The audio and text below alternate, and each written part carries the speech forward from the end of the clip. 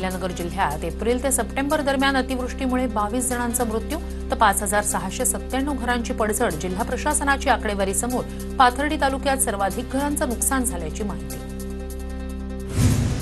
एमआयडीसीसाठी जमीन संपादित करण्यास चिंचोलीतील शेतकऱ्यांचा विरोध. जामनेर जळगाव शेतकऱ्यांचा रास्ता रोको आंदोलन. शेतजमीन देणार नसल्याचा शेतकऱ्यांचा इशारा.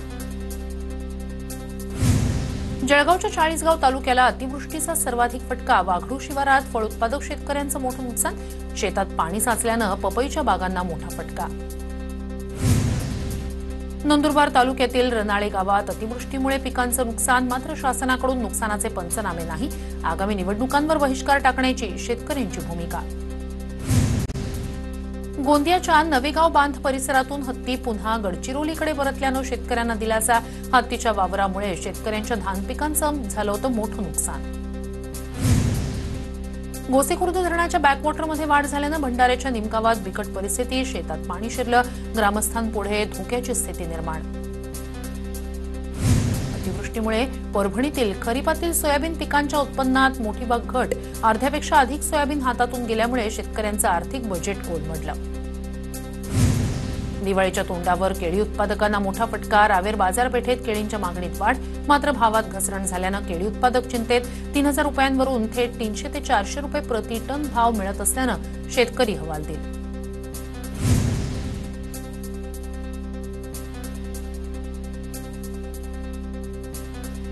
मुंबईच्या लालबागच्या राजा मंडळाकडून धाराशिवमधील पूरग्रस्तांना मदतीचा हात. 1800 विद्यार्थ्यांना शालेय साहित्याचं वाटप. अमरावतीत पूरग्रस्तांना मदत घेऊन जाणाऱ्या ट्रकला फडणवीसांनी दाखवला हिरवा झेंडा. मराठवाड्यातील पूरग्रस्तांसाठी किटचं वाटप केलं जाणार. माजी मंत्री प्रवीण पोटे यांचा स्तुत्य उपक्रम. साताऱ्याच्या सासपडे इथल्या 13 वर्षीय मुलीच्या हत्येचं प्रकरण. सासपडे ग्रामस्थ आणि मराठा कार्यकर्त्यांचा सातारा शहरात मोर्चा. आरोपी राहुल यादवला फाशीची शिक्षा देण्याची मागणी. नाशिकमध्ये ठाकरेंच्या शिवसेनेच्या शिष्टमंडळाकडून जिल्हाधिकाऱ्यांची भेट. बोगस मतदार याद्या जिल्हाधिकाऱ्यांसमोर ठेवल्या. बोगस मतदारांची नावं यादीतून वगळण्याची मागणी. भ्रष्टाचार आणि विविध समस्यांबाबत मनसे आणि ठाकरेंच्या सेनेचा ठाणे पालिकेच्या मुख्यालयावर मोर्चा. दोन्ही पक्षांचे नेते मोर्चात सहभागी. दिव्यांग शिवसैनिकांचाही ठाण्यातील मोर्चात सहभाग. पालघरमध्ये उद्या आदिवासी समाजाचा मोर्चा. बंजारा आणि धनगर समाजाला एसटी प्रवर्गातून आरक्षण देण्यास विरोध. आमदार विलास सरे यांच्या नेतृत्वाखाली मोर्चाचं आयोजन. पालघरच्या वाडा तालुक्यात ग्रामस्थांचा रास्ता रोको आंदोलन. खदानीच्या ओव्हरलोड गाड्या आणि रस्त्याच्या दुरवस्थेवरून ग्रामस्थ आक्रमक. प्रशासनाच्या लेखी आश्वासनानंतर रास्ता रोको आंदोलन मागे. आदिवासी महिलेवरील अत्याचार प्रकरणी अहिल्यानगरच्या संगमनेर तालुक्यातील घारगावात सकल हिंदू समाजाच्या वतीनं जनआक्रोश मोर्चा.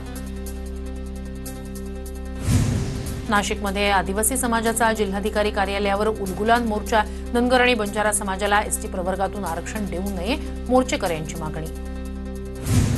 सोनम वांगचूक यांच्या अटकेच्या निषेधार्थ कोल्हापुरात इंडिया आघाडीचा मोर्चा. इंडिया आघाडीच्या कार्यकर्त्यांचं जिल्हाधिकारी कार्यालयासमोर ठिय्या आंदोलन. छत्रपती संभाजीनगरमध्ये मराठा क्रांती ठोक मोर्चाची पत्रकार परिषद. पत्रकार परिषदेत श्वानाच्या कटआउटला हाकेंचा फोटो लावत नोंदवला निषेध. लक्ष्मण हाकेंना आवर घाला. मराठा क्रांती ठोक मोर्चाची मागणी. बुलढाणा जिल्हा सामान्य रुग्णालयात रुग्णांची गैरसोय. पिण्याच्या पाण्यासाठी तरुणांचं रुग्णालय परिसरातच आंदोलन. रुग्णालय व्यवस्थापनाची आंदोलकांसोबत चर्चा. पुण्यातील कुख्यात गुंड टिपू पठाणवर काळेपडळ पोलीस ठाण्यात खंडणीचा गुन्हा दाखल. रेझवान उर्फ टिपू पठाणसह इतर 13 जणांवर गुन्हे दाखल.